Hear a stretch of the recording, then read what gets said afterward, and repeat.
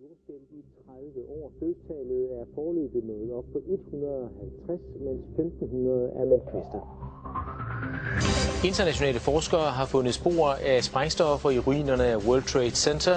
I en ny videnskabelig artikel får det forskerne til at konkludere, at det formentlig ikke var sammenstødende med de to kaprede fly, der i 2001 fik World Trade-tårnene til at kollapse.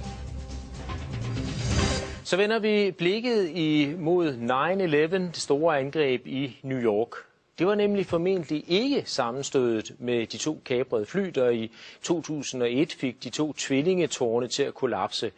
Det konkluderer i hvert fald en netop offentliggjort videnskabelig artikel. Internationale forskere har gjort fund af sprængstoffet nanotermit i ruinerne af de sammenstyrtede tårne, og sprængstoffet kan ikke stamme fra de to fly. Tværtimod tyder undersøgelserne på, at det formentlig i forvejen var anbragt i bygningerne, og der er altså tale om flere tons sprængstof. Niels Harrit, du har sammen med 8 andre forskere lavet den her artikel, hvor I konkluderer, at det formentlig var stoffet nanotermit, som forårsaget sammenstyrtningerne af de her bygninger. Hvad er nanotermit for en størrelse? Vi har fundet nanotermit i støvet fra sammenstyrtningen af World Trade Center. Vi siger ikke, at der kun blev brugt nanotermit. Men nanotermit, hvis jeg skal forklare, hvad det er, så den sidste del af ordet termit, det er en gammel opfindelse faktisk fra 1893, som er en blanding af aluminium og pulveriseret rust, som hvis det reagerer med hinanden, udvikler en enorm varme. Der dannes i reaktionen jern, som er 2500 grader varmt, og det kan man bruge til at svejse med, det har man gjort, det er meget nyttigt, men det kan også bruges til at smelte andet jern. Men i nanoteknologien, der bliver alting meget mindre. Så de her to pulver, som man lavede i 1893, er nu om dagen nogle bitte små partikler, som er blandet umådeligt godt med hinanden.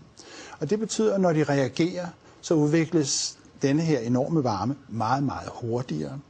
Og samtidig kan man tilsætte andre stoffer, således at nanotermitter både kan virke som noget, der giver en masse varme, men det kan også virke som et meget effektivt sprængstof. Faktisk er der mere energi i nanotermitter, end der er i almindelige sprængstoffer og dynamit. Og man kan også bruge det som raketsprængstof, så det kan bruges til det hele. Jeg var inde og google på nanotermit, og der er faktisk ikke skrevet så forfærdeligt meget om det. Er det et bredt anerkendt videnskabeligt stof, som man opererer med, eller er det så nyt, at det er næsten ukendt for mange andre fagfolk? Altså, det er en samlet betegnelse for en masse materialer, energetiske materialer, der har energi. Og hvis der ikke er så mange, der kender det, så skyldes det måske, at civile forskere, som jeg, ikke beskæftiger sig normalt med sprængstoffer til hverdag. Og med hensyn til mine kolleger inden for det militære forskningsapparat, så må du hellere spørge dem, fordi jeg ved jo ikke, hvor meget de er på forkant med nanoteknologi. Men altså, I har fundet det her stof i World Trade Center, og hvorfor mener I, at det har fået bygningerne til at kollapse?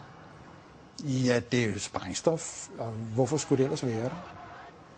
Men det er varmeudviklingen, I mener, der simpelthen har smeltet stålkonstruktionerne, som jo ellers skulle kunne holde bygningerne oppe, at det er i virkeligheden det, der har fået bygningerne til at kollapse som korthus? Ja, hvis jeg skal svare på det helt præcist, så ved vi det ikke endnu. Fordi det materiale, vi har fundet, har mulighed for både at fungere som sprængstof, som altså direkte slår tingene over, og det har mulighed for at smelte stålet. Sandsynligvis er der brugt begge slags. Altså det er min egen opfattelse af det, at der er en lang periode inden tårnene styrter sammen, hvor der for eksempel vælter med smeltet metal ud af det sydlige tårn flere minutter inden. Og det er et tegn på, at der er en proces inden selve sammenstyrtning, hvor man har svækket hele strukturen. Og så kommer der mere konventionelle, regulære sprængstoffer ind til de der. Selve sammenstyrtningssekvensen skal være enormt godt synkroniseret. Altså det er jo en hel række sprængninger, som man kan se hele vejen ned, når tårnene styrter sammen. Hvor store mængder taler man om? Hvor meget skal der til? Det er meget, fordi der var 3 skyskraber. Skal vi lige få det ind? Der var 3 skyskraber, men der var 2 flyvemaskiner. Og vi har jo selvfølgelig en nogenlunde fornemmelse af, hvor meget støv, der er blevet dannet. Og det kan man se på alle mulige billeder. Der er enorme støvmængder, som der kom. Alt blev pulveriseret, undtagen af selve jernskelettet. Og vi ved nogenlunde, hvor meget rester vi har fundet af ureageret termit. Det er the loaded gun, det her. Det er ikke det, der er blevet brugt. Det er det, der af en eller anden grund ikke har reageret. Og så, vi snakker om tons, vi snakker om over 10 tons, måske 100 tons. 10 tons, 100 tons i 3 bygninger? Ja. Og vi taler altså ikke om materiale, som normalt indgår i bygninger af skyskrabere? Nej. Det er super avanceret materiale, det her. Men hvordan placerer man sådan noget i skyskrabere på alle etagerne? Altså hvordan man får det ind? Ja. På paller. Ja, det vil jeg da. Altså, hvis jeg skulle transportere diameter, ville jeg da kørt ind på paller. Hvordan en lastbil, og så kørt ind på paller. Hvorfor har man ikke opdaget det noget før? Eller før? Hvem skulle opdage det? Portland for eksempel, altså at man kører rundt med 10-100 tons nanotermit, som man placerer på etagerne i store sække, eller jeg ved ikke, hvad man gør. Altså, det undrer mig bare, at man ikke har opdaget det. Jamen, det spørgsmål skal du jo som journalist stille til det firma, som stod for kontrollen, for sikkerhedskontrollen i World Trade Center. Men I er i hvert fald ikke i tvivl om, at materialet har været der? Ja, det er sådan videnskab. Du kan ikke rigtig snyde der, at vi har fundet det. Og det er ureageret termit. Hvilken modtagelse har jeres artikel fået rundt omkring i verden? Altså det er jo helt ny viden for mig også. Ja. Nu udkom den altså i fredags, så det kan vi ikke rigtig sige endnu. Men der er ikke så stor nyhedsværdi i det her, som du måske tror.